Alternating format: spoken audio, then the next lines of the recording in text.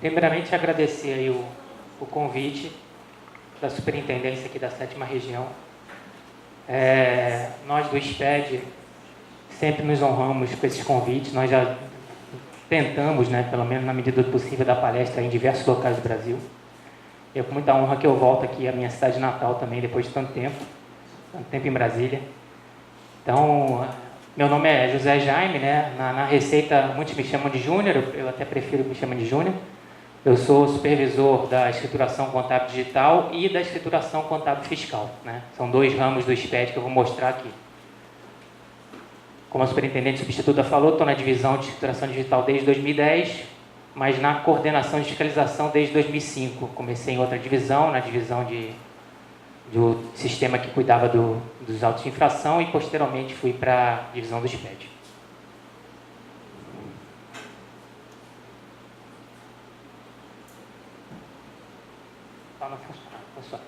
Bom, aqui primeiramente falar do site do SPED, que ele mudou recentemente, quer dizer, recentemente, em março, né, mais ou menos. Então, o novo site agora é muito mais fácil da gente introduzir informações. Antes a gente dependia do SERPRO, né, que é o serviço que nos apoia para introduzir as informações no site. Agora são os próprios supervisores do SPED que fazem isso. Então, as informações são mais consistentes online, né? Então, o site agora é spedrfb.gov.br. E eu coloquei um outro site aqui embaixo, que foi um site a ideia foi criada pelo meu chefe, né, o Clóvis Bebuti Pérez, que é o chefe da divisão de escrituração digital, e com o apoio da FENACOM, nós conseguimos fazer diversos vídeos. Começamos com e-social, são vídeos curtos, de 3 a 5 minutos, então são vários vídeos lá no site, e posteriormente eu fiz todos os vídeos da escrituração contábil fiscal, em torno de 110 vídeos aí, sobre todo o layout da escrituração contábil fiscal. Então está na web, www.arvoredeconhecimento.org.br.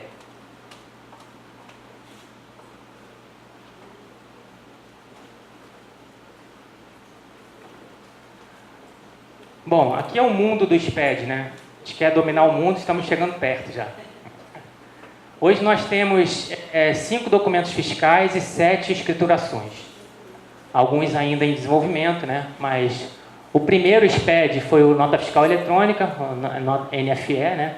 Depois veio o Conhecimento de Transporte Eletrônico, ECD. Mas falando primeiro dos documentos fiscais, né? Hoje nós temos o Conhecimento de Transporte já em funcionamento, Nota Fiscal Eletrônica, Nota Fiscal de Serviço. A superintendente substituta comentou, realmente são muitos municípios. O SPED hoje já tem 8 anos, né? Começou em 2008. Na verdade, o projeto, o embrião, começou em 2006, mas efetivamente ele entrou em produção em 2008. Então, Nota Fiscal de Serviço, a gente vem lutando para tentar uma padronização junto aos municípios para que a gente consiga introduzir no SPED, né? Que uma das premissas do SPED, além da redução aí do custo Brasil, é essa questão de padronização, né? Então, é um projeto ainda que está no início, mas já é um dos projetos do SPED também. Manifesto de Transporte e Nota Fiscal Consumidor também em alguns estados já possuem, e também a gente está querendo essa integração com o SPED. A parte de baixo é a parte que eu lido mais, né? Na verdade, eu sou supervisor de 2 escriturações. Então, hoje nós temos aí o SPED CMS-PI, que é o SPED fiscal, né? Que esse sim é um dos que a gente toca direto aí com os estados, né? Os estados participam diretamente nisso. A supervisora também fica lá em Brasília, é a Carla. Escrituração contábil fiscal, que substituiu a da IPJ. A gente começou esse projeto em 2012 e foram 3 anos aí de construção para lançá-lo no ano passado, né, o primeiro ano da escrituração contábil fiscal. A escrituração contábil digital vem desde 2008, começou com um ex-supervisor da ECD, que foi o Márcio Tonelli. Ele se aposentou em 2010, aí ele falou que era fácil, que eu podia entrar, que eu ia gostar, eu acreditei, né, e vim. Mas eu gostei e estou até hoje, né? E financeiras, né? Começou somente com FATCA, com aquelas trocas de informações bancárias, e hoje já é também um projeto grande. É o único projeto que não está na minha coordenação, está na coordenação de pesquisa e seleção, também dentro da subsecretaria de fiscalização, mas é fora da minha coordenação.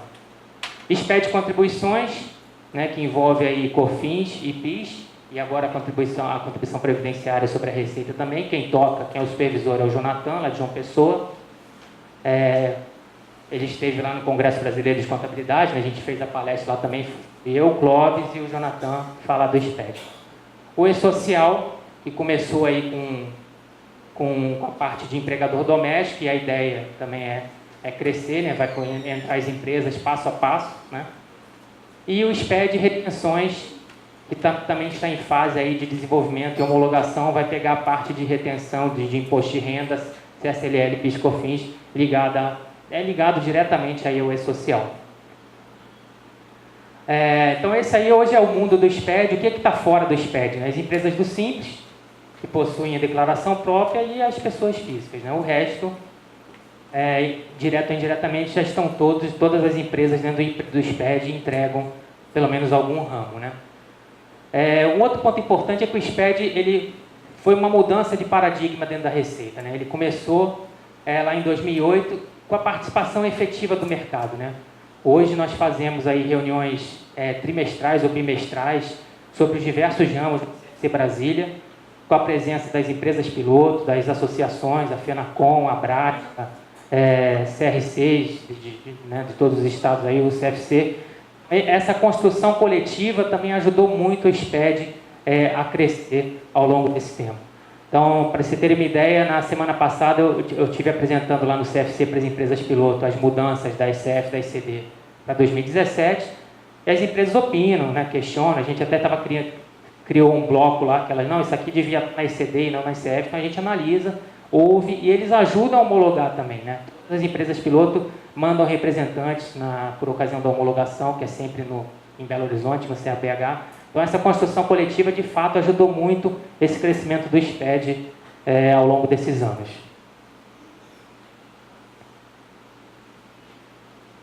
Bom, agora falar um pouquinho da ICD, né, da Escrituração Contábil Digital.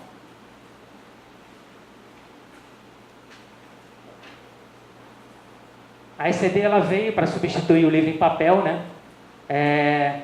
O SPED surgiu primeiramente com o Decreto 6022, né, de 2007, depois uma instrução normativa própria da ICD. Vou mostrar mais adiante, mas hoje é que está valendo a instrução normativa 1420, com as diversas alterações posteriores. Então, ela veio para substituir esse livro em papel para todos os efeitos legais. E a validade jurídica a gente conseguia como? Né? Com a certificação digital. Então, hoje, todos os ramos do SPED eles são assinados via certificado digital da empresa, do contador, enfim, né? Tem as regras de assinatura. Mas é isso que garantia ali a validade jurídica e garantia também que aquele documento era válido na nossa base. Né? A legislação básica, como eu falei, né? O SPED foi criado com o Decreto 6022, ele instituiu o SPED de uma maneira como um todo, né? O macro SPED, e a partir daí foram surgindo os diversos ramos. Recentemente teve esse decreto aí, 8683, né, de 2016, que trouxe uma grande mudança para o SPED. Né? Isso aí foi uma discussão no ano retrasado, no ano passado, na Secretaria da Micro e Pequena Empresa, e o decreto foi publicado dia 25 de fevereiro, trazendo como uma grande mudança a autenticação automática. Né? Então, a partir desse decreto, as juntas comerciais pararam de autenticar os livros do SPED e eles passaram a ser autenticados via SPED automaticamente no momento da transmissão. Esse decreto gerou alguns problemas para a gente, principalmente em relação à substituição. Né? Antes a gente tinha uns eventos, as funcionalidades de substituição. Né? A empresa transmitia a ECD, ela ficava lá em status de recebido, a junta depois analisava, colocava em exigência ou indeferido. Quando veio o decreto, o que o decreto definiu? Não, transmitiu está autenticado. Se o documento está autenticado, a gente não poderia mais aceitar nenhum tipo de substituição de documento autenticado. Isso trouxe um grande problema para nós, porque, como vocês vão ver mais para frente, a SEF utiliza os dados da ECD para apurar o imposto e a contribuição social.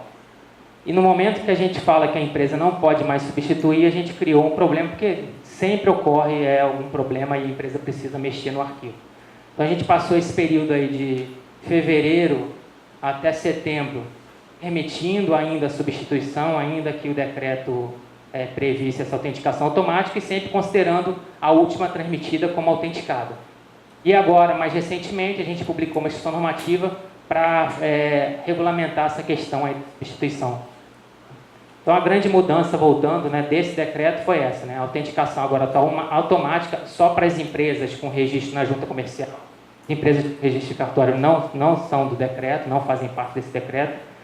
E o passado também, né, tem um parágrafo lá do decreto que fala as autenticações que ainda não estavam autenticadas também se tornaram automaticamente autenticadas no momento da publicação do decreto. Tá?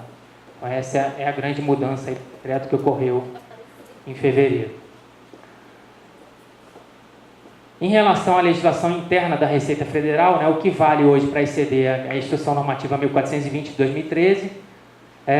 Ali nós estabelecemos, né, vou mostrar aí a obrigatoriedade, o prazo de entrega, e agora, recentemente, a gente fez essa alteração prevendo a Constituição. E o básico da ECD, o manual da ECD, é sempre publicado via ato declaratório executivo da Coordenação de Fiscalização. Então, hoje, o que vale é esse ato de maio,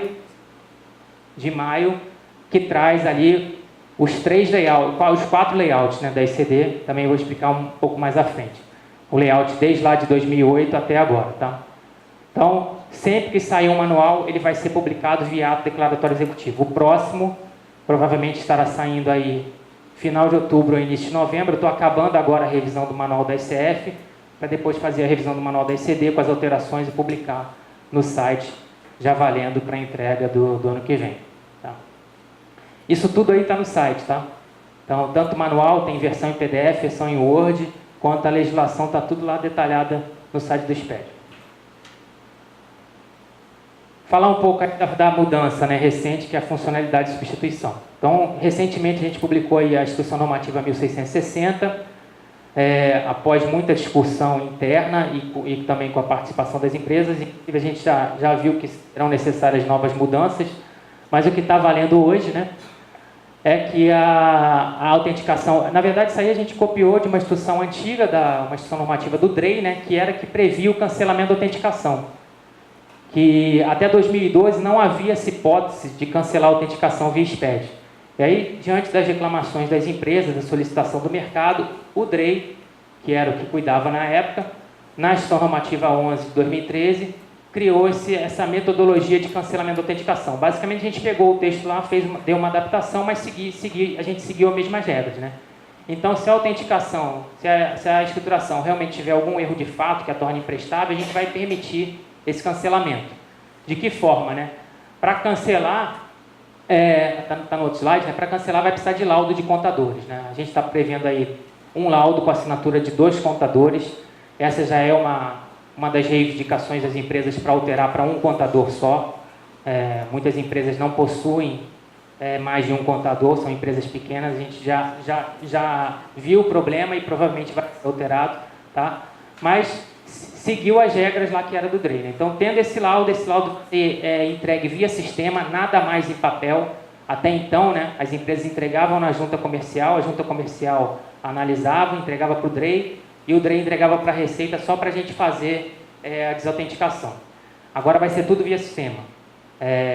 Vão ter registros próprios, então a empresa vai anexar o laudo lá e vai identificar quais são as alterações e transmitir a ECD substituta, né? Só lembrando também, né, que está lá na do DREI, que o erro de fato, né, é qualquer erro que não possa ser corrigido de acordo com as normas brasileiras de contabilidade. Ou seja, se a empresa tem um erro que ela viu hoje, né, um erro contábil, segundo as normas brasileiras, ela tem que corrigir na contabilidade de hoje, isso não justificaria um erro de fato. Isso aí seria um ajuste de exercícios anteriores, por exemplo. Erro de fato, o que ocorre às vezes, a empresa lá tem um sistema para gerar ECD e o sistema gerou todos os valores multiplicados por 1000. Então, realmente faz necessária a substituição da ECD. De qualquer maneira, a gente vai posteriormente no site explicar melhor o que seria esse erro de fato, mas por enquanto está valendo isso. Então, como eu falei, vai ter que ter um laudo, né, de 2 contadores, isso aí a gente deve mudar para um só. E o mais importante, que enquanto não forem implementadas essas novas funcionalidades, a ECD poderá ser substituída, como já está podendo desde fevereiro. A gente não barrou no sistema a substituição de ECDs.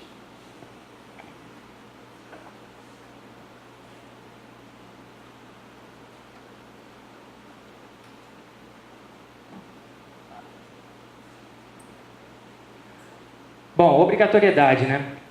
A ECD, como todos os ramos do SPED, começou devagar, né? Então ela começou lá atrás só exigindo das PJs diferenciadas, depois passou para todas as pessoas jurídicas do lucro real e as sociedades empresárias, né? Que tinham registro em junta comercial. Só em 2014 passou a exigir também de empresas com registro em cartório. E hoje a regra são todas as pessoas jurídicas do lucro real, pessoas jurídicas do lucro presumido que distribuem lucros acima do percentual de presunção menos tributos federais, e uma regra nova, né, que está no artigo 3A da 1520, que é a pessoa jurídica do lucro presumido, que não optou pelo parágrafo único lá da lei 89, acho que está no próximo slide, 8981, que fala do livro caixa, né? Então, se não optou pelo livro caixa, vai entregar ECD obrigatoriamente, ou se distribui o lucro acima de percentual de presunção. Em relação às imunes isentas, houve uma mudança nas regras, né? Antes tinha aquela regra somente do SPED de contribuições, então se a empresa tinha tributos, né, PIS, COFINS, acima de 10 mil mensais, entregava o SPED de contribuições e tinha que entregar ECD. Então agora, além dessa regra, a gente incluiu a regra de receitas superiores a R$ 1.200.000 por ano, ou proporcional se a empresa for criada no ano, né? E uma mudança também que aconteceu em 2014 é em relação às sociedades em conta de participação. Todas as empresas que trabalham com sociedade de conta de participação entregam as ECDs de SCPs separadamente, né? Então a empresa vai entregar a sua ECD, da sua ostensiva, e vai entregar a ECD das SCPs. Lembrando que na ECD de SCPs, ela informa sempre o CNPJ da ostensiva, no campo principal, que é o campo 4 do registro 000. Eu tentei evitar de falar de registro, porque eu vou começar a entrar numa sopa de letrinha, né, mas vai ser inevitável falar alguns. E tem um campo específico, que é um dos últimos lá desse próprio registro, que ele informa o CNPJ da SCP. Tá? Então, sempre o primeiro CNPJ da ostensiva e depois o CNPJ da SCP. E no arquivo da ostensiva, o que ela tem que fazer? Tem um registro específico, que é o 0035, onde ela informa todas as SCPs que ela criou e que estão em funcionamento no período da escrituração. Tá? Com isso, o SPED faz esse link do arquivo da ostensiva com o arquivo das SCPs. Tá? Um outro ponto importante que vem aumentando aí são empresas que entregam facultativamente. Até por causa dessa questão da autenticação automática hoje em dia, muitas empresas do Simples estão entregando ECD facultativamente. Tá? Então, ainda que não sejam obrigadas, elas entregam a ECD, o sistema não barra.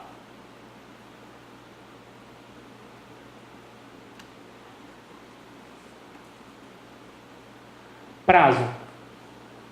Prazo da ECD, a gente até ano passado era até o último dia útil do mês de junho, e esse ano nós mudamos para até o último dia útil do mês de maio e vai manter para o ano que vem a mesma data. Tá?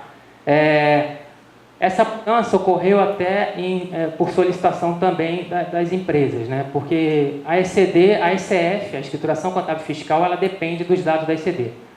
Então, como elas estavam muito próximas, as empresas haviam pedido aí uma distância de pelo menos 2 meses entre a entrega da ECD e a entrega da ECF. Então, com isso, a gente colocou a ECD em maio e a ECF ficou em julho. Tá? Situações especiais, né? Cisão, incorporação, fusão, que ocorrerem até abril, né? De janeiro a abril do ano calendário da escrituração, ela entrega junto com o mês de maio, junto com as normais no mês de maio. Por que isso? Porque normalmente nós liberamos o programa da ECD em janeiro ou fevereiro do ano seguinte ao ano da escrituração. Né? Então, muitas empresas podem fazer situação especial em janeiro e não teriam tempo hábil para entregar essa situação especial, essa ECD de situação especial em fevereiro. Então, pelo menos nesse início de ano, até abril, todas as situações especiais entregam juntas com a ECD, situações normais do ano calendário em maio. E as demais, né? De maio até dezembro, aí segue a regra que está lá na IN até o último dia útil do mês subsequente ao do evento. Né? Então, se a situação especial ocorreu em junho, ela tem que entregar a ECD aí até o último dia útil de julho.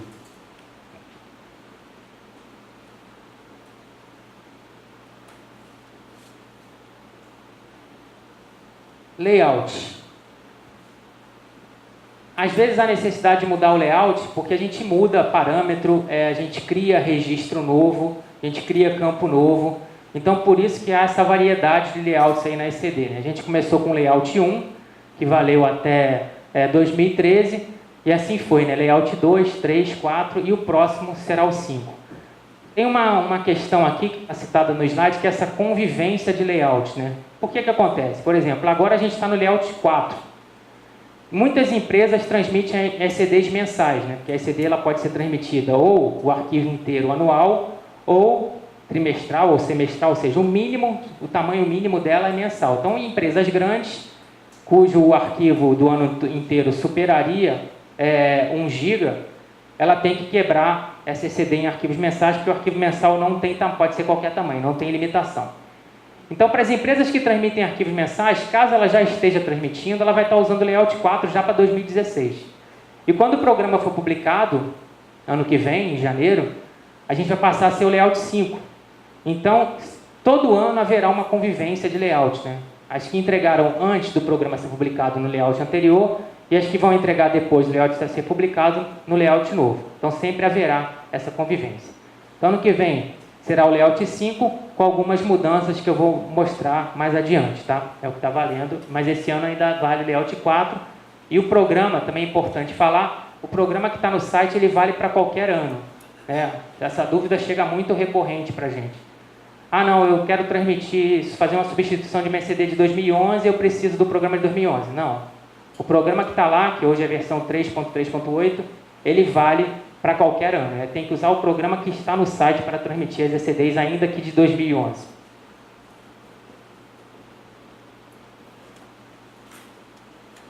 Vocês vão ver a diferença do layout da ECD para o layout da ICF, né? O layout da ECD é mais simples, são 4 blocos, né? O coração da ECD está ali no bloco I, que é onde vão todos os lançamentos contábeis da empresa. Mas, começando, né, ele começa com o bloco 0. Na verdade, como todo programa do SPED, né, tem uma hierarquia, né, são blocos, registros e campos. Então, um bloco são vários registros, um registro são vários campos. Então, dentro do bloco 0 tem lá as informações básicas das empresas, né? O ano da escrituração, o nome da empresa, CNPJ, quantas SCPs, quem pode baixar essa escrituração, né? Se a empresa, por exemplo, é do Rio de Janeiro, ela vai anotar lá que a Cefaz Rio, desde que esteja com o procedimento fiscal aberto, pode baixar a escrituração. Então, essas informações básicas ali no bloco 0, né? O bloco I começa com o termo de abertura, né? Seguindo ali o padrão do livro em papel, é onde ela vai informar também o período de novo, né? Onde vai ter o NID da empresa, se ela for com registro na junta, ou se for em cartório não vai ter essa informação, tá? E vem os lançamentos. Só antes, voltar um pouquinho a falar do 0, lá no bloco 0, onde também a gente vai identificar a substituição. Esse é um problema recorrente no nosso Fale Conosco da ECD, né? Hoje nós temos 4 tipos de arquivos de ECD lá, que são informados via código, né? A ECD ela pode ser original, ela pode ser substituta de uma escrituração que já tem a NID, ou seja, não está mudando o NID, está só trocando, né? Ela já era com registro em junta e eu estou trocando por outra. Ela pode ser substituta de uma escrituração sem NID, nesse caso é para as empresas com registro em cartório. Então, se a empresa não tem NID, ela transmitiu, quer substituir, ela seleciona lá o código 2 para substituir por outra sem NID. E a última opção, que é o código 3, é a substituta de escrituração com troca de NID. Isso aí era um problema que ocorria muito até 2012, a gente não permitia essa substituição com troca de NID, mas ocorria, né? Então a empresa tinha que cancelar, enfim, fazer todo um processo, e a gente passou a permitir para tornar o processo mais dinâmico. Então é possível hoje substituir uma escrituração, uma ECD, com troca do NID. O que não é possível é substituir uma ECD sem NID por outra com NID. Por quê? Porque a sem NID ela foi para o cartório e a com NID ia para a junta, né? Então, para a junta ela seria uma original. Então, isso está explicado lá no item 1.12 do manual, que trata da substituição. Quando ocorre substituição de uma sem NID com NID, na verdade não é uma substituição, ela transmite a segunda como original. E o contrário também vale. A primeira foi com NID, foi para a junta, e a segunda, na verdade, era sem NID. O cartório não sabe da primeira, então ele também tem que transmitir como original. É claro que esses 4 estados valem de 2015 para trás, com as regras novas, né, com a regra nova do decreto 8.083, eu só vou ter 2 status no layout 5, original e substituto. E tudo vai ser feito no programa, porque não tem mais a junta e não tem mais esses diversos status que a junta analisava antes. Tá?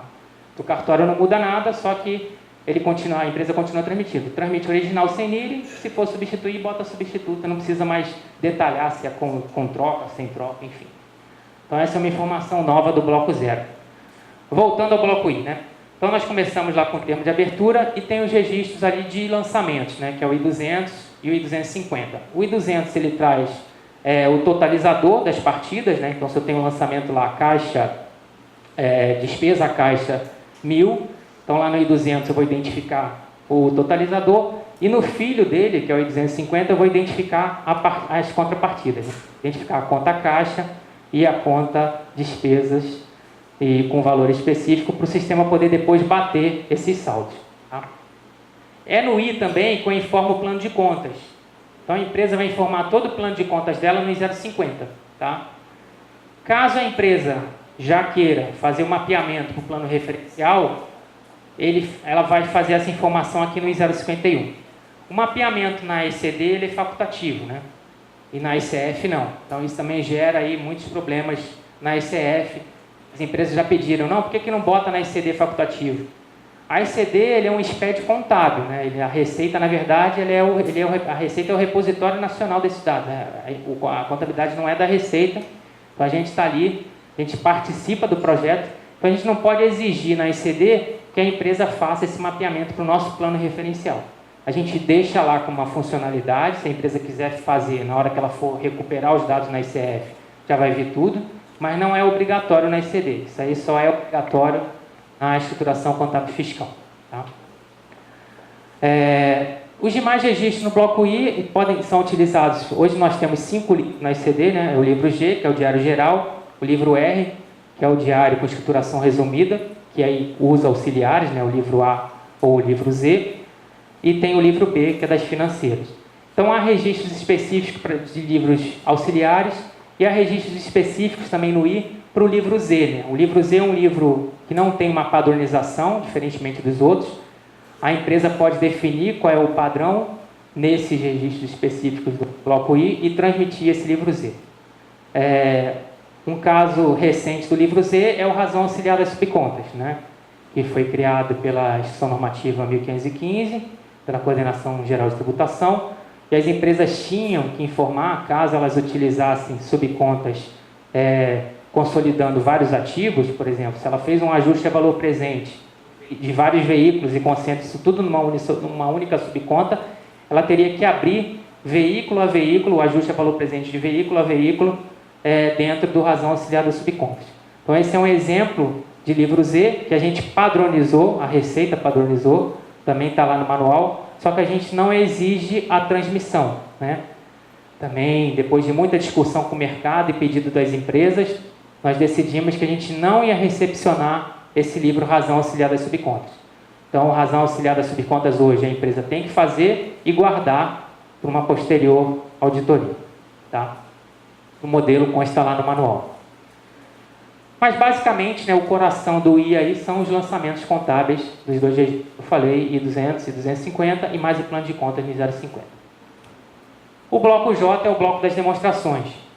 E aqui também tem uma dúvida grande das empresas. O que é que tem lá nas demonstrações hoje? A gente tem o J100, que é o balanço patrimonial, a gente tem o J150, que é a demonstração do resultado do exercício, e tem o registro J800, que é um registro onde as empresas podem anexar PDFs, normalmente elas colocam demonstração de fluxo de caixa, demonstração de valor adicionado, ou notas explicativas lá nesse registro. A dúvida é a seguinte: o J100 e o J150 são informativos. Mais uma vez, a Receita não pode, pela ICD não ser nossa, montar o balanço e a DRE da empresa. Então, muitas vezes, a empresa faz lá todos os lançamentos contábeis no I200 e no 250 e não preenche o J100 e o J150, não preenche o balanço e a DRE. Eles só são obrigatórios caso a empresa informe que há encerramento do exercício no período, né? Tem um campo específico lá que ele vai informar. Meu encerramento ocorreu 31/12. Informando isso, os registros de demonstrações passam a ser obrigatórios. Não informando, eles não são obrigatórios. Então, muitas vezes a empresa transmite sem as demonstrações contábeis e aí manda lá para o Fale Conosco falando, eu não estou conseguindo ver meu balanço, apesar de eu ter informado tudo. Realmente informou toda a contabilidade, mas nós não montamos o balanço da empresa, até porque a gente não sabe como a empresa quer que monte, né? Tem empresa que monta consolidado, lá tem código de aglutinação que você consegue dar uma sintetizada no balanço. Então, para demonstrar, para a ECD demonstrar efetivamente o balanço e a DRE, a empresa precisa informar nos registros respectivos, J100 e J150. Tá? Então, isso é uma dúvida também constante que chega e muitas empresas não fazem. Lembrando novamente, os registros J100 e 150 só serão obrigatórios se ela informar encerramento do exercício no registro, também lá no bloco J, no 005. Então, essa seria aí, resumidamente, a ECD nos seus 4 blocos. Bom, o último bloco é o bloco de controle, né? Na verdade, ele é um controle de arquivo, né? Então, ele vai identificar lá, por exemplo, se a empresa tem 10.000 registros L200, que é o registro dos lançamentos. Aí ele vai identificar lá, L200, 10.000. Então, ele vai contar os registros, vai fazer uma série de controles internos para gerar o arquivo para transmissão. Tá? Basicamente, é um bloco de controle que o programa mesmo é que faz.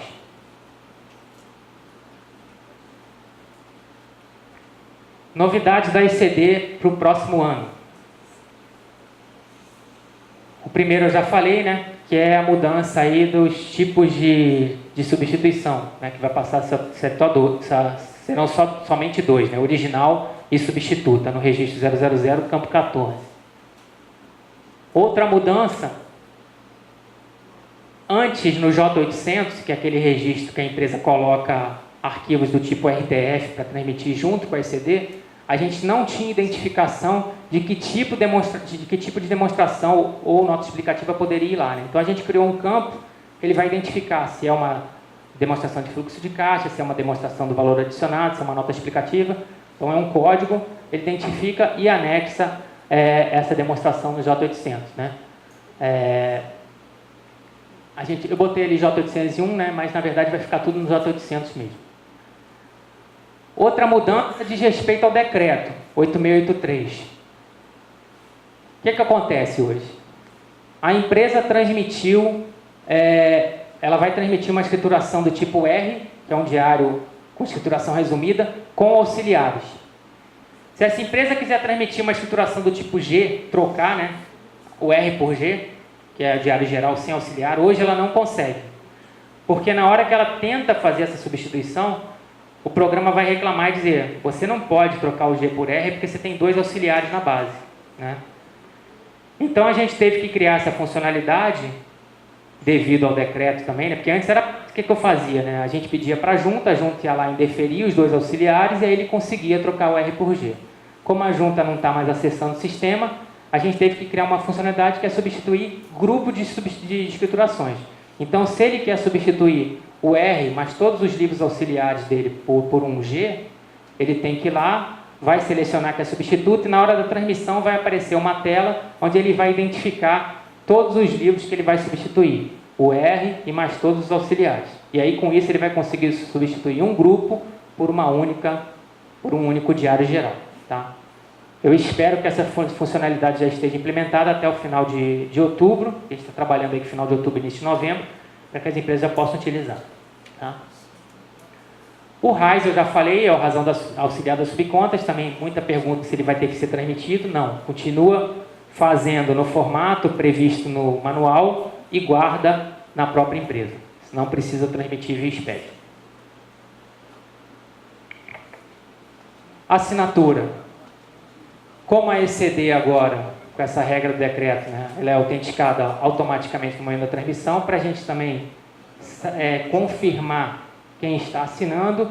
A ECD até então não tinha a funcionalidade da procuração eletrônica como as demais escriturações do SPED, então ela vai passar a ter. Né? Então, a empresa vai poder fazer a procuração eletrônica via CAC e utilizar a procuração eletrônica para assinar a ECD. Né? Então, o contador pode assinar como contador e como procurador, tendo feito a procuração eletrônica.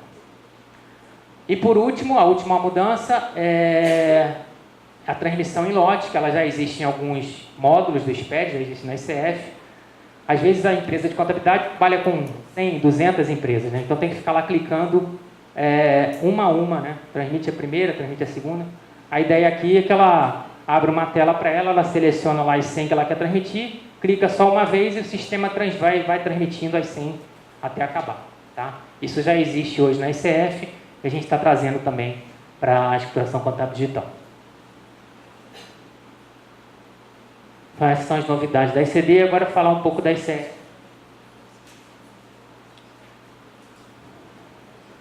Um pouquinho maior, né? A ICF ela veio para substituir a DIPJ, né? Então, como eu falei, o projeto começou em 2012, a ideia era acabar com a DIPJ e todas as empresas, né, lucro real presumido, arbitrado e imunidades isentas, entregarem a ICF. A grande mudança dela é essa ali, né, que é a ICF partirá das contas e saldos da ICD para apuração do IRPJ da CSLL. Quem lembra da DIPJ, né? A DIPJ era feita lá sem vínculo com a escrituração contábil da empresa, né? Ela preenchia os dados e depois, se houvesse uma auditoria posterior, o auditor veria, né? Agora, para a empresa obrigada a entregar a ICF para a ICD, obrigatoriamente a empresa tem que recuperar esses dados dentro do programa da ICF. Então, ele importa o arquivo da ICF, começa a trabalhar nele e tem que recuperar os dados da ICD. E que dados vêm, né? Saldos, plano de contas e as contas, né? Muitas empresas perguntam, não, é a demonstração. Não, as demonstrações lá do bloco J não vêm. O que vem é o bloco I, né? Basicamente é o I. Todo o plano de contas da empresa, todas as contas e todos os saldos. E com os problemas inerentes a isso, né? Por exemplo, reclamação também que aparece muito. Mudança de contador no período. Mudança de contador no período, a ECD, por permitir arquivos mensais, ela permite que a empresa transmita com o contador 1, por exemplo, até maio, e o contador 2 transmita de junho a dezembro. A ICF recupera esses dois arquivos, tranquilamente. A ICF só não deixa você fazer 2 arquivos, porque mudança de contador não é situação especial prevista em lei. Então, necessariamente, você precisa ter uma única ICF para recuperar esses 2 arquivos. E como recuperar esses 2 arquivos de forma correta? No segundo arquivo da ICD, o contador precisa fazer essa transferência de plano de contas. Normalmente, quando a mudança de contador ocorre, a mudança de plano de contas, a empresa não faz, e aí na ICF, como as regras são mais rígidas, a ICF é fiscal, na hora que a ICF recupera, ela vai ver a conta caixa terminou maio com saldo 100 e começou junho com saldo 300, ou mudou de nome. A ICF não vai recuperar o passado, não vai recuperar. A empresa vai ter que fazer na mão. Então, existe um registro específico na ICD, que é o registro I157, olha a sopa de letrinha de novo, que trata de transferência de plano de contas. É nesse registro que a empresa informa essa transferência e aí a ICF consegue recuperar os dados. Lembrando que essa funcionalidade é uma facilidade da ICF. Então, ainda que o registro 157 esteja preenchido, para a ICF, ele vai considerar, apesar dele fazer os cálculos para trás, ele vai considerar somente o plano de contas novo, que é o plano de contas que interessa para a gente, o plano de contas válido em 31/12, do ano da escrituração, ou, no caso da data do evento, de uma situação especial. Mas ele recupera as contas e saldos corretamente, considerando os códigos no plano de contas novo. Tá? Então, novamente, né, a ICF não permite transmissão de 2 arquivos com mudança de contador. É um arquivo único, mas ele recupera as 2 ECDs do período. Então, essa foi a grande alteração da ICF em relação à DIPJ. Tem algumas outras, essa foi uma das principais, que agora efetivamente a empresa parte da contabilidade dela para montar a sua apuração fiscal. Nós também criamos na ICF, né, o ELALUR e o ELAX, que é o livro de apuração do lucro real eletrônico e o livro de apuração da contribuição social eletrônico. Já havia na DIPJ, mas a diferença aqui também é que eu tenho que vincular as adições e exclusões ou com uma conta criada na parte B ou com a própria conta contábil da empresa que veio lá da ICF, né? Então, na verdade, são 4 tipos de relacionamento, vou falar mais no próximo slide, mas existe também esse vínculo das adições e das exclusões com a contabilidade da empresa, o que antes não existia na declaração de imposto de renda. Tá? E a parte da DIPJ, que era de informações econômicas e gerais, né, a gente trouxe para a ICF, são os blocos X e Y, continua lá. Não houve mudança em relação a esse bloco, claro, alguma adaptação, mas não houve grandes mudanças.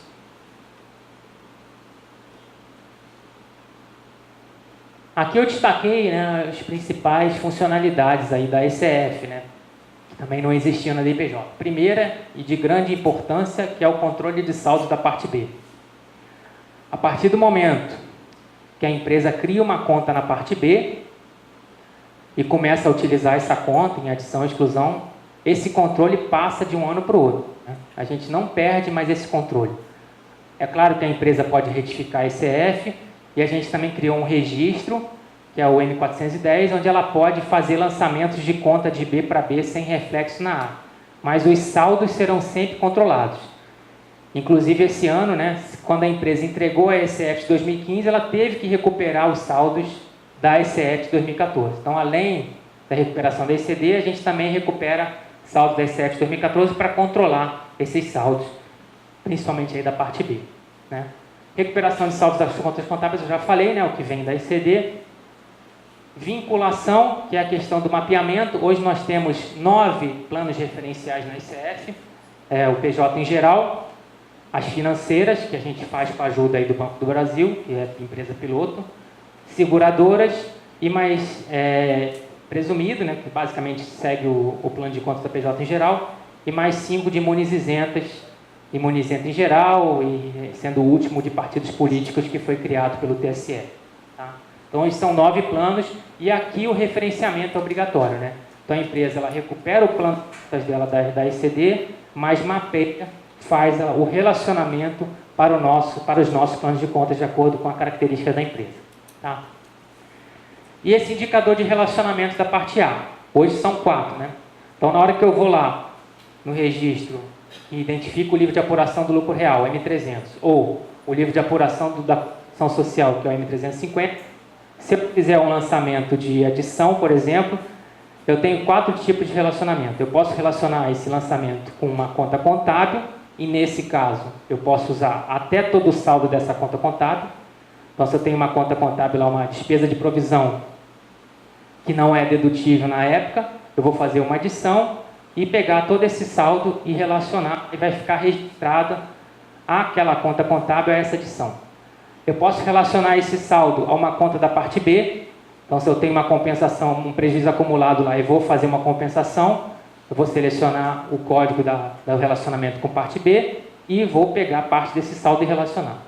Eu posso relacionar com ambos, né? Muitas empresas, nesse caso específico de provisão, ele faz o relacionamento com ambos, porque ele faz a adição na parte A e controla na B. Então, tem uma opção lá de relacionar tanto com a parte A quanto com a parte B. E a última, que é a pior, é o sem relacionamento. Então, se a empresa coloca sem relacionamento, ela vai conviver. Hoje são, por exemplo, nas PJ do lucro real são 309 linhas na parte A. Se colocar tudo sem relacionamento, ela vai conviver com 349 advertências e vai transmitir dessa maneira. Tá? Então, essa também é uma novidade aí da ICF que não tinha na DIPJ. Legislação. A ICF ela hoje está normatizada pela Instituição Normativa 1422, de dezembro de 2013, com alterações posteriores, né? E o manual consta lá no ADE 42 de maio. Esse manual que eu estava falando, né? Estou fazendo alteração já para o ano que vem, acredito que até o final de outubro sairá a versão do manual do ano que vem. Tá? O manual ele tinha até esse ano em torno de 1.100 páginas. Agora a gente está diminuindo o tamanho, estamos jogando a tabela em um arquivo separado. Não que mudou, as instruções continuam as mesmas, mas estamos diminuindo o tamanho. Obrigatoriedade, né? Todas as empresas de lucro real presumido, arbitrado e imunes isentas entregam a ECD. SCPs seguem as mesmas regras da ECD, né? Se se for, né, SCP de lucro real presumido habitado, ela também vai entregar esse CP separadamente. Então, a empresa transmite a ECF da sócia ostensiva e transmite a ECF de cada SCP separadamente. A gente, hoje, essa regra existe no SPED de contribuições, na ECD e na ECF, inclusive com os mesmos registros, tá? A ostensiva informa lá no registro 0035 todas as SCPs, e as SCPs transmitem identificando o CNPJ da ostensiva e o seu CNPJ separadamente, tá?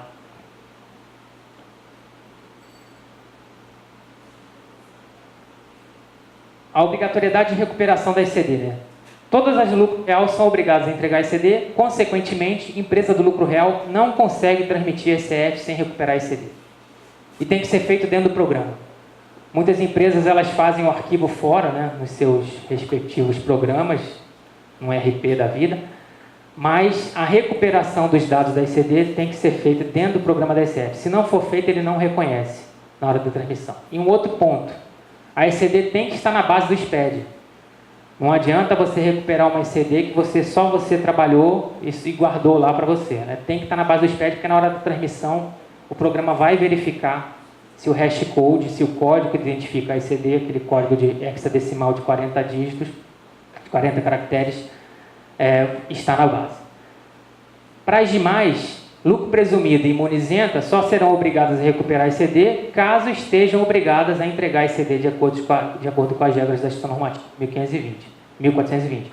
Caso elas não estejam obrigadas, elas até podem utilizar facultativamente, desde que transmitam a ECD. Essa regra de transmissão é necessária. Necessariamente, para usar uma ECD na ICF, ela tem que estar na base de dados do SPED.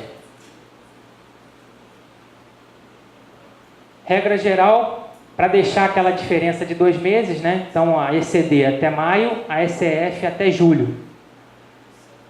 E a gente seguiu a mesma regra para as situações especiais, né? A ECF, com situação especial de janeiro a abril, entrega em julho, né? Por causa daquele problema do programa ser divulgado. E de maio a dezembro, a gente deu também o mesmo prazo para ficar a mesma distância da ECD. Lá era até o último dia útil do mês subsequente. Aqui até o último dia útil do terceiro mês subsequente. E com isso a gente mantém o prazo de 2 meses. Não era assim até ano passado. Na verdade, isso aqui a gente estava num congresso da Abrasca, eu e o Clóvis. E aí pediram, né? Porque antes estava 1 mês, então a empresa tinha que entregar as duas juntas, né? Estava 2 até o último dia útil do mês subsequente. E a gente mudou a instituição normativa. Layout, né? Como a ECF é muito grande, a gente dividiu os manuais por layout. E a ideia é fazer isso para ECD também, para esse layout 5. Então a gente vai manter os layouts de 1 a 4 da ECD no manual que já está lá e vamos publicar um manual menorzinho, só com o layout 5 da ECD. Na ECF a gente já faz isso, né? A gente publicou o layout 1, está lá o manual, tá com a DEA de agosto de 2015. O layout 2, com esse ADE de maio de 2016, e agora vamos publicar o layout 3 em outro arquivo separado, com a ADE de outubro ou novembro. Tá? Esse layout 3 vai valer aí para o ano calendário 2016 e situações especiais de 2017. Lembram da ECD, né? Eram 4 blocos, aqui são 15. Eram 14? Não, são 4, 8, 2, 15. Na verdade são 16, é que eu não botei o novo ainda. Então, são 15 blocos, um pouco maior que a ECD. Passando rapidamente, né? Bloco 0, bem semelhante à ECD, né? Informações principais ali. Ano da escrituração, nome da empresa, CNPJ, se a empresa é tributada pelo lucro real, presumido, arbitrado, se é real estimativa, se tem balanço ou balancetes, enfim. Aí, qual é o plano de contas que a empresa vai usar? Informações básicas ali no bloco 0. Bloco C é o bloco de recuperação dos dados da ECD. Esse bloco não é editável, né? O sistema recupera e guarda exatamente a informação que o contribuinte recuperou da ECD. Então, ele vai guardar ali o plano de contas da empresa, todas as contas e saldos por período. Não é mexido. O sistema só recupera e guarda e identifica qual é o hash da ECD a ser recuperada. O bloco E, ele também traz informações da ECD. A diferença se vocês lembrarem lá o que eu falei antes, né, a ECD ela pode ser transmitida por arquivos mensais. Na ECD, a informação contábil ela vai sempre mês a mês, né? Então a empresa bota lá de 1 de janeiro a 31 de janeiro e informa todos os lançamentos. De 1 de fevereiro a 28 e todos os lançamentos, e assim vai. O que o bloco E faz? Também não é um bloco editável pela empresa, mas ele vai pegar os dados da ECD e colocar no formato, no período da tributação da empresa. Então, se a empresa, por exemplo, é lucro real trimestral, ele vai pegar aqueles dados mensais e consolidar em trimestres. Então, a conta caixa lá que você estava vendo na ECD, cada mês, né, saldo inicial, saldo final, saldo inicial, saldo final, aqui o sistema calcula e vai mostrar o saldo inicial em janeiro e o saldo final em março e dividir por trimestre. Se ela for real estimativa e tiver que acumular os saldos, mesma coisa, ele vai acumulando, né? Vai mostrar lá, se for real estimativa de outubro, ele vai mostrar o saldo inicial em janeiro e todos os débitos e créditos até outubro e o saldo final. Então, o bloco E, basicamente, ele pega essas informações da ECD e consolida de acordo com o período de apuração do tributo. Além disso, o bloco E traz as informações da ECF anterior, que ele recuperou. Então, plano de contas da parte B, com saldos, e os referenciamentos que foram feitos no ano anterior, ele também traz aqui para o bloco E. O bloco E também não é editável. Onde é que a empresa pode mexer efetivamente nas contas e saldos? Nos blocos J e K. O bloco J é onde vai ter o plano de contas contábil, que foi basicamente reproduzido do bloco C, e onde vai ter o mapeamento. Então, se a empresa não fez mapeamento lá na ECD, vai ter que fazer aqui no J. Se ela fez lá, o programa já monta. E o bloco K são os saldos. Então, ele seria semelhante ao bloco I lá da ECD. Então, aqui vai vir todas as contas e saldos e é aqui que a empresa pode mexer. Problema que sempre ocorre, né? Na ECD, a empresa faz o encerramento semestral, anual. Ela é presumida e faz encerramento anual de acordo com as regras contábeis. Chega na ECF, o programa calcula os saldos de forma trimestral. E aí o programa avisa, está dando diferença de saldo aqui nos trimestres nas contas patrimoniais. Que aqui no bloco K ele está dividindo, né? Ele divide as contas patrimoniais em um lugar e as contas de resultado no outro. Essa diferença de saldo dá justamente porque a empresa não tem encerramentos semestrais na ECD. E nem era para ter, né? A ECD é contábil, ele fez lá o encerramento dele anual. Então ele faz o ajuste aqui. Ele vai lá, o programa já fala, inclusive, o valor. Olha, esse valor aqui está dando diferença. Aí eu crio uma conta nova ou uso uma conta já existente. O que nunca some. Você estava com uma advertência que era de diferença de saldo. Aí você vai lá e altera. Aí vai surgir uma outra advertência, que é a advertência que você mudou o valor recuperado. E essa não some mesmo. É justamente para identificar que realmente houve uma mudança, mas de acordo com o previsto. Só fica registrado lá no sistema. Tá? Então, quer mexer em saldo e conta na ECD, na ECF, são nos blocos J e K que você vai fazer essas alterações. Depois vem os blocos de lucro real, L, M e N. O bloco L, ele vai trazer, aí sim, a demonstração fiscal e o balanço fiscal. Nesse caso, calculado pelo sistema, diferentemente da ECD. Então, se você recuperou os valores certos e mapeou corretamente, o próprio sistema monta o seu balanço e a sua DRE fiscal, de acordo com o plano referencial. Tá? Também são editáveis, lembrando que qualquer edição, qualquer alteração gera uma advertência. Tá? Então, aqui basicamente são as demonstrações da empresa. O bloco M é onde vai aparecer lá as partes A e B do livro de apuração do lucro real e do livro de apuração da contribuição social.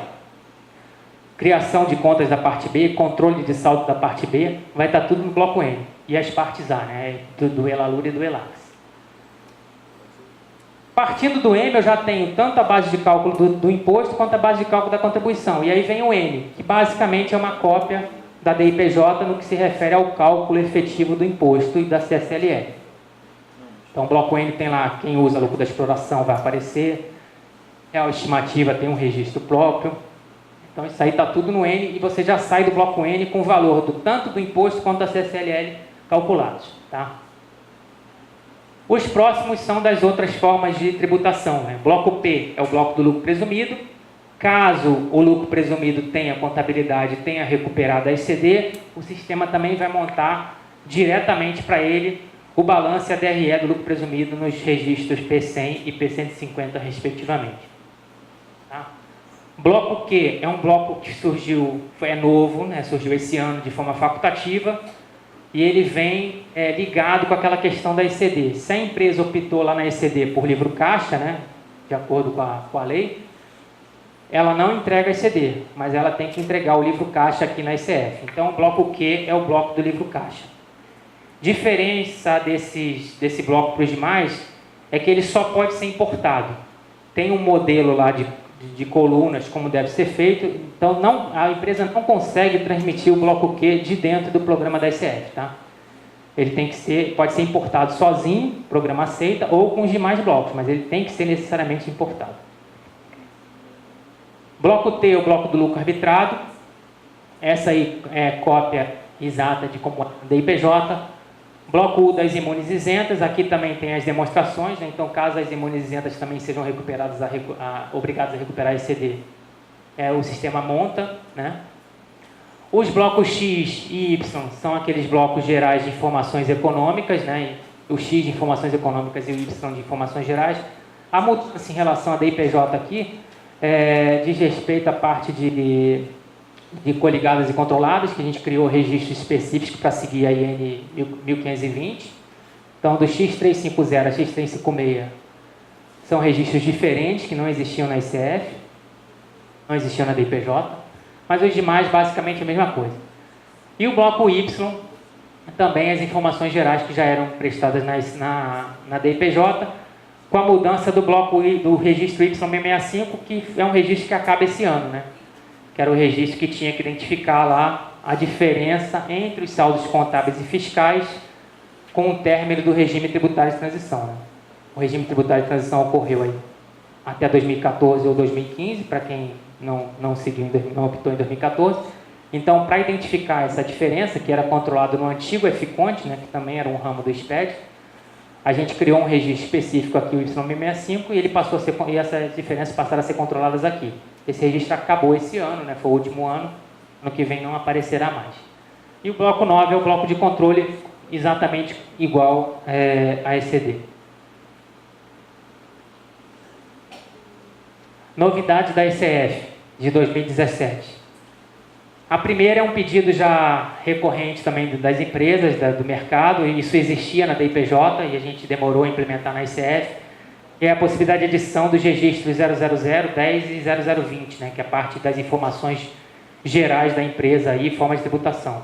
Antes, como é que a empresa tinha que fazer? Né? Ela tinha que abrir o arquivo da ICF em um bloco de notas, em um programa do tipo bloco de notas, botar lá que era retificador, alterar o que quisesse, e aí sim importasse de novo. Importava de novo e trabalhava. Agora, na próxima versão do programa, esses registros já estarão editáveis. Tá? Inclusão de flags novos ia ser no registro 0020, a gente acabou criando um novo registro. Existe um flag específico lá que controla o registro X480, que é a antiga ficha 48 da DIPJ, que trata daqueles diversos programas, né? Repenec, Olimpíadas, FIFA, todos aqueles programas lá, acho que são 17 programas que constam lá. Então, antes você só colocava um flag e ele habilitava o registro X480, só que o registro X480 possuía mais de 130 linhas e ia dividindo por programa. Então, a empresa que habilitar esse flag vai abrir um novo registro onde ela vai ter que especificar qual é o programa dela, exatamente. Se é REP, se é Repenec, se é FIFA, se é evento FIFA, se é evento Olimpíada, para o programa poder linkar esse novo flag com a linha específica do registro X480.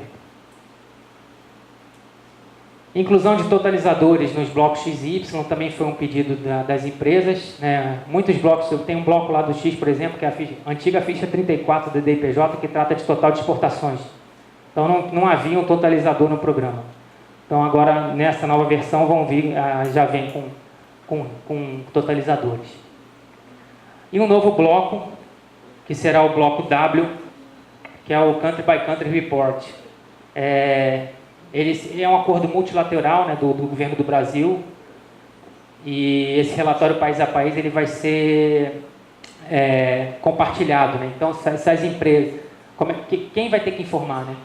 Se a empresa ela for controladora com sede no Brasil, com faturamento acima de 5 bilhões de euros, ela terá que informar esse bloco W com detalhamento aí do relatório país a país, tá?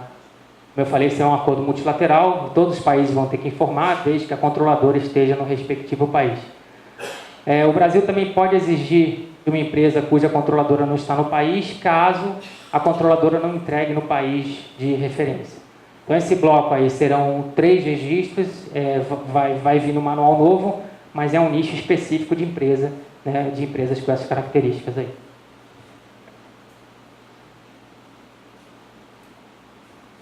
Bom, da minha parte era isso. Obrigado. Espero que não tenha tomado muito tempo aí, nem falado muito número, muita letra, mas eu não consigo, né? Obrigado aí.